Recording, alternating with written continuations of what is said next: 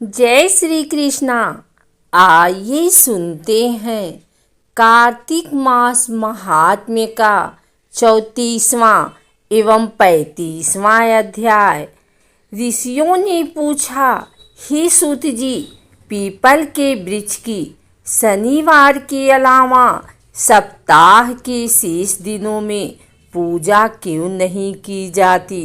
सूत जी बोले, हे ऋषियों, समुद्र मंथन करने से देवताओं को जो रत्न प्राप्त हुए, उनमें से देवताओं ने लक्ष्मी और कौस्तुभमणि भगवान विष्णु को समर्पित कर दी थी। जब भगवान विष्णु लक्ष्मी जी से विवाह करने के लिए तैयार हुए तो लक्ष्मी जी बोली, हे प्रभु, जब तक मेरी बड़ी बहन का विवाह नहीं हो जाता तब तक मैं छोटी बहन आपसे किस प्रकार विवाह कर सकती हूँ। इसलिए आप पहले मेरी बहन का विवाह करा दें, उसके बाद आप मुझसे विवाह कीजिए। यही नियम है जो प्राचीन काल से चला आ रहा है। सूत जी ने कहा, लक्ष्मी जी के मुख से ऐसे वचन सुनकर भगवान विष्णु ने लक्ष्मी जी की बड़ी बहन का विवाह उद्दालक ऋषि के साथ संपन्न करा दिया। लक्ष्मी जी की बड़ी बहन अलक्ष्मी जी बड़ी कुरूप थी। उसका मुख बड़ा, दांत चमकते हुए, उसकी देह वृद्धा की भांति, नेत्र बड़े बड़े और बाल रूखे थे। भगवान विष्णु द्वारा आग्रह किए जाने पर ऋषि उद्दालक उससे विवाह करके उसे वेद मंत्रों की ध्वनि से गुजाते हुए अपने आश्रम ले आए। वेद ध्वनि से गुंजित हवन के पवित्र धुएं से सुगंधित उस ऋषि के सुंदर आश्रम को देखकर अलक्ष्मी को बहुत दुख हुआ। वह महर्षि उद्दालक से बोली, चूंकि इस आश्रम में वेद ध्वनि गूंज रही है, इसलिए यह स्थान मेरे रहने योग्य नहीं है। इसलिए आप मुझे यहाँ से अन्यत्र ले चलिए। उसकी बात सुनकर महर्षि उद्दालक बोले, तुम यहाँ क्यों नहीं रह सकती और तुम्हारे रहने योग्य अन्य कौन सा स्थान है, वह भी मुझे बताओ। अलक्ष्मी बोली, जिस स्थान पर वेद की ध्वनि होती हो, अतिथियों का आदर सत्कार किया जाता हो, यज्ञ आदि होते हों, ऐसे स्थान पर मैं नहीं रह सकती। जिस स्थान पर पति पत्नी आपस में प्रेम से रहते हों, पितरों के निमित्त यज्ञ होते हों, देवताओं की पूजा होती हो, उस स्थान पर भी मैं नहीं रह सकती। जिस स्थान पर वेदों की ध्वनि न हो, अतिथियों का आदर सत्कार न होता हो, यज्ञ न होते हों, पति पत्नी आपस में क्लेश करते हों, पूज्य वृद्धों सत्पुरुषों तथा मित्रों का अनादर होता हो, जहाँ दुराचारी, चोर, पर स्त्रीगामी मनुष्य निवास करते हो, जिस स्थान पर गायों की हत्या की जाती हो, मदपान, ब्रह्म हत्या आदि पाप होते हो, ऐसे स्थानों पर मैं प्रसन्नता पूर्वक निवास करती हूँ। सूत जी बोले, अलक्ष्मी के मुख से इस प्रकार के वचन सुनकर उद्दालक का मन खिन्न हो गया। वह इस बात को सुनकर मौन हो गए। थोड़ी देर बाद वे बोले कि ठीक है, मैं तुम्हारे लिए ऐसा स्थान ढूंढ दूंगा। जब तक मैं तुम्हारे लिए ऐसा स्थान न ढूंढ लूं, तब तक तुम इसी पीपल के नीचे चुपचाप बैठी रहना।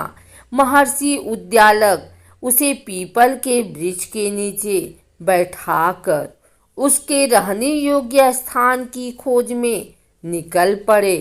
परंतु जब बहुत समय तक प्रतीक्षा करने पर भी वे वापिस नहीं लौटे तो अलक्ष्मी विलाप करने लगी।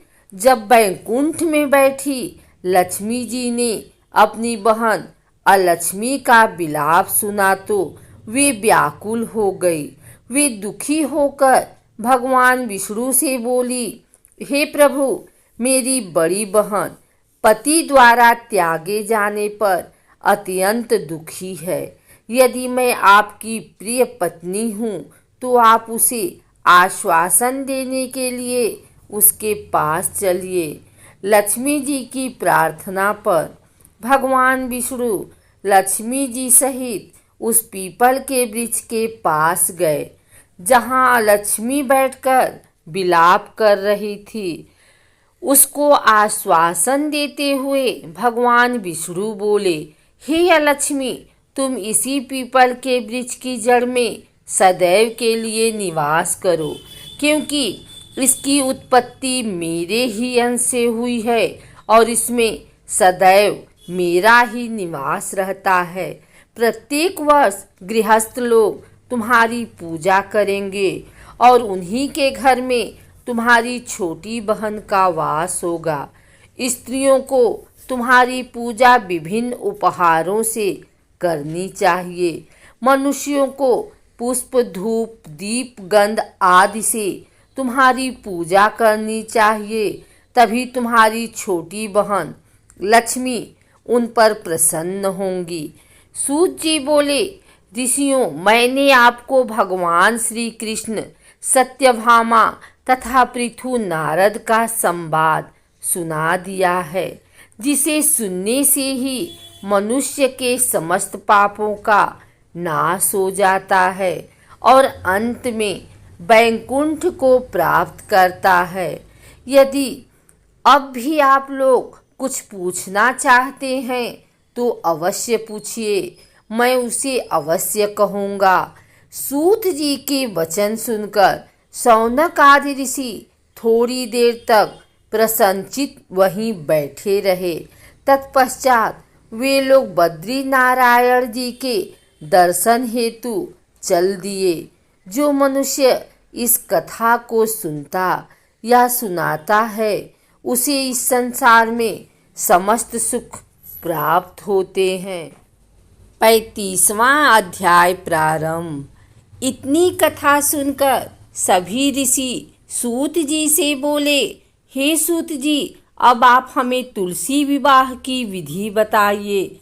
सूत जी बोले, कार्तिक शुक्ला नवमी को द्वापर युग का आरंभ हुआ है, अतः यह तिथि दान और उपवास में क्रमशः पूर्वाह्न व्यापनी तथा पराह्न व्यापनी हो तो ग्राह्य है।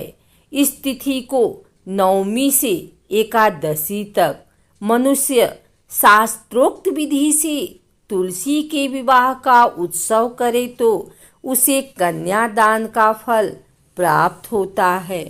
पूर्व काल में कनक की पुत्री किशोरी ने एकादशी तिथि में संध्या के समय तुलसी की वैवाहिक विधि संपन्न की।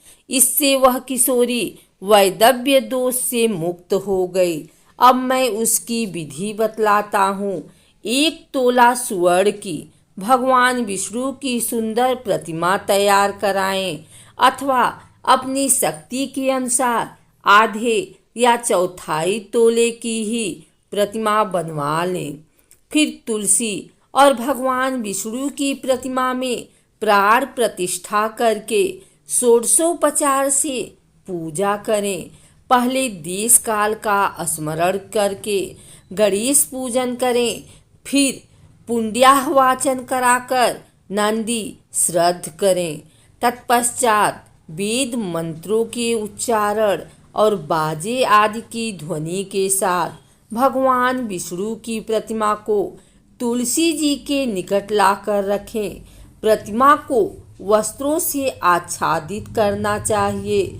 उस समय भगवान का आवाहन करें, भगवान केशव, आइए देव, मैं आपकी पूजा करूंगी, आपकी सेवा में तुलसी को समर्पित करूंगी। आप मेरे संपूर्ण मनोरथों को पूर्ण करें। इस प्रकार आवाहन के पश्चात 3 बार अर्घ्य, पाद्य और विष्टर का उच्चारण करके इन्हें बारी बारी से भगवान को समर्पित करें। फिर आचमनीय पद का 3 बार उच्चारण करके भगवान को आचमन कराएं। इसके बाद कांस्य के बर्तन में दही, घी और रखकर उसे कांस्य के पात्र से ही ढक दें तथा भगवान को अर्पण करते हुए इस प्रकार कहें, वासुदेव आपको नमस्कार है। यह मधु पर दही, घी तथा शहद के मिश्रण ग्रहण कीजिए।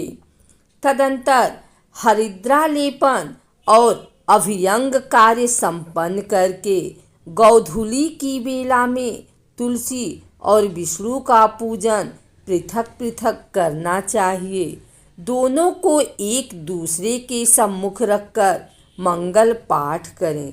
जब भगवान सूर्य कुछ कुछ दिखाई देते हों तब कन्यादान का संकल्प करें। अपने गोत्र और प्रवर का उच्चारण करके आदि की 3 पीढ़ियों का भी आवर्तन करें। तत्पश्चात भगवान से इस प्रकार कहें, आदि, मध्य और अंत से रहित त्रिभुवन प्रतिपालक परमेश्वर, इस तुलसी दल को आप विवाह की विधि से ग्रहण करें। यह पार्वती के बीज से प्रकट हुई हैं, वृंदा की भस्म में स्थित रही हैं तथा आदि, मध्य और अंत से शून्य हैं। आपको तुलसी बहुत ही प्रिय है, अतः इसे मैं आपकी सेवा में अर्पित करती हूँ। मैंने जल के घड़ों से सींचकर और अन्य प्रकार की सेवाएं करके अपनी पुत्री की भांति इसे पाला पोसा और बढ़ाया है। आपकी प्रिया तुलसी मैं आपको दे रही हूँ, प्रभु आप इसे ग्रहण करें। इस प्रकार तुलसी का दान करके फिर उन दोनों अर्थात तुलसी और भगवान विष्णु की पूजा करें। विवाह का उत्सव मनाएं। सुबह होने पर पुनः तुलसी और विष्णु जी का पूजन करें। अग्नि की स्थापना करके उसमें 12 मंत्र से खीर, घी, मधु और तिल मिश्रित हवनीय द्रव्य की 108 आहुति दे। फिर स्विष्टकृत होमक करके पूर्णाहुति दें। आचार्य की पूजा करके होम की शेष विधि पूरी करें। उसके बाद भगवान से इस प्रकार प्रार्थना करें, हे प्रभु आपकी प्रसन्नता के लिए मैंने यह व्रत किया है। जनार्दन, इसमें जो न्यूनता हो वह आपके प्रसाद से पूर्णता को प्राप्त हो जाए। यदि द्वादशी में रेवती का चौथा चरण बीत रहा हो तो उस समय पारण न करें। जो उस समय भी पारण करता है वह अपने व्रत को निष्फल कर देता है। भोजन के पश्चात तुलसी के स्वतः गलकर गिरे हुए पत्तों को खाकर मनुष्य सब पापों से मुक्त हो जाता है। भोजन के अंत में ऊख, आंवला और बेर का फल खा लेने से उच्छित दोष मिट जाता है। तदंतर भगवान का विसर्जन करते हुए कहें, भगवान आप तुलसी के साथ बैकुंठ धाम में पधारें। प्रभु मेरे द्वारा की हुई पूजा ग्रहण करके आप सदैव संतुष्टि करें। इस प्रकार देवेश्वर विष्णु का विसर्जन करके मूर्ति आदि सब सामग्री आचार्य को अर्पण करें। इससे मनुष्य कृतार्थ हो जाता है। यह विधि सुनाकर सूत जी ने ऋषियों से कहा, हे ऋषियों, इस प्रकार जो मनुष्य श्रद्धा पूर्वक सत्य, शांति और संतोष को धारण करता है, भगवान विष्णु को तुलसी दल समर्पित करता है, उसके सभी पापों का नाश हो जाता है और वह संसार के सुखों को भोगकर अंत में विष्णु लोक को प्राप्त करता है। हे ऋषिवरों, यह कार्तिक महात्म्य सब रोगों और संपूर्ण पापों का नाश करने वाला है।